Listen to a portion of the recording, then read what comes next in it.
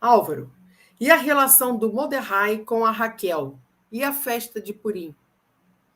Então, acho que ela quis escrever Esther, a relação com o tio. Então, Mordecai é meu nome porque eu nasci no Rosh Chodesh Adar, no primeiro dia do mês de Adar, no primeiro mês da festa de Purim. Então, a festa de Purim, resumidamente, é sobre Amã, que aí quando você fala Amã na sinagoga, sabe aquelas matracas? Apito, todo mundo leva para que o nome dele não seja, porque o nome dele Marchemot, que o nome dele seja apagado da história, ele se levanta... Bezerro. Da memória, isso. Seja apagado da memória. Então, quando vai falar o nome dele, todo uma bagunça danada na sinagoga. A gente chega a sair com dor de cabeça, tanto barulho que a gente faz. Então, como ele quis levantar um motim para que o povo de Israel fosse morto, desaparecesse, fosse aniquilado, então Mordecai e Esther, eles levantam, trabalham para que o povo fosse salvo, e Esther, junto ao rei Ahasverosh, eles vão, e Mordecai vão fazer todo um processo. É uma das festas mais felizes. Eu gosto, a minha festa predileta é a Páscoa judaica.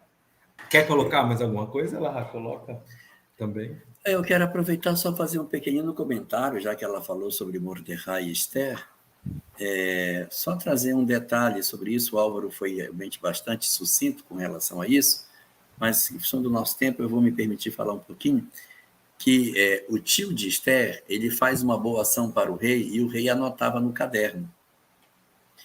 Ele manda tudo que faziam de bom, anota no caderno, que eu quero recompensar. E um dia ele estava meio triste, e ele manda ler o caderno para ele ver as coisas boas que aconteceram, para ele se alegrar.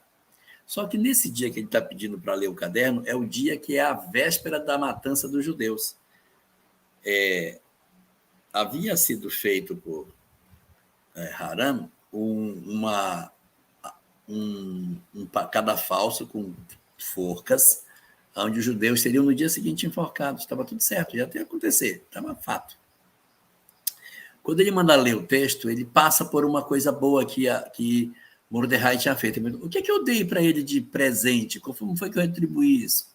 Senhor, aqui não tem nada. Então manda chamar ele que eu quero perguntar. Então, na véspera do sacrifício, ele chama Mordecai. Pergunta, o que você quer de mim? Que você fez uma coisa boa para mim, então te retribuir. Disse, meu povo amanhã será sacrificado, meu rei. Aí a história inverte. Os judeus são salvos e quem vai para a forca era quem estava querendo enforcar. Então, a gente acaba... Filhos, né? Ele e seus filhos. Nas 10 forcas, aparece ele e seus filhos. E aí tem umas coisas muito interessantes sobre isso na Cabala, muito interessantes, que num dia diferente desse, com mais tempo, a gente pode falar sobre essas questões da Cabala, do que tem no livro de Esther. O livro de Esther, ele é escrito como todos os livros. Escrito, né? Vai escrevendo. Mas quando chega num pedaço do livro, sem que ninguém saiba por quê, e isso em português desaparece, há um recuo no texto.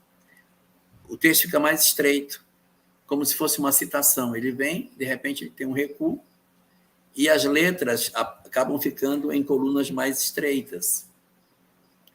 E ninguém sabia por que isso era assim. E depois o texto volta a ficar normal, como sempre foi. Né? Todo mundo, quando vê um texto hebraico, vê ele escrito sempre do mesmo jeito. No livro de Esther, um pedaço dele ocorre esse recuo. E os rabinos, então, interessados com isso, começaram a ler o texto não como a gente lê, da direita para a esquerda, mas de cima para baixo. E encontraram algumas conexões históricas muito interessantes que estão relacionando o caso de Purim com fatos históricos que aconteceriam milênios depois com o mesmo povo judeu, mais lá na frente. Quem quiser saber detalhes sobre isso pode pegar na internet, escrever Purim, festa de Purim. E o julgamento de Nuremberg. Julgamento. Bota só julgamento Purim, e você vai encontrar coisas impressionantes no século XX conectando essas duas histórias.